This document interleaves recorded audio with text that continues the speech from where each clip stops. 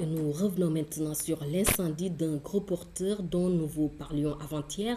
C'est vers le crépuscule qu'un camion malien chargé de pièces détachées et de véhicules importés a pris feu sur la route d'Hambourg.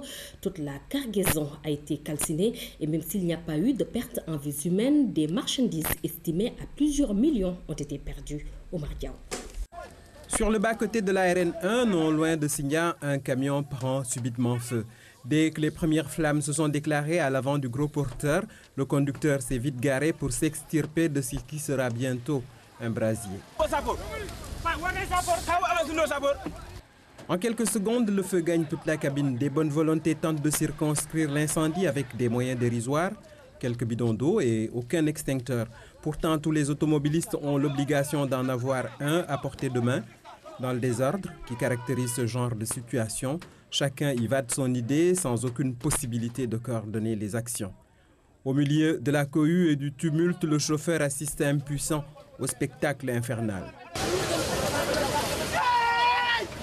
Inconsolable le convoyeur, pendant que quelques téméraires tentaient de sauver ce qui pouvait l'être. Au final, seule cette voiture, descendue avec tous les risques, aura été épargnée par les flammes dont l'origine reste à déterminer. Enfin arrive une ambulance. Elle emporte le chauffeur, sans doute imprudent, pendant qu'une voiture finissait de disparaître. Les pompiers, eux, n'auront rien à éteindre.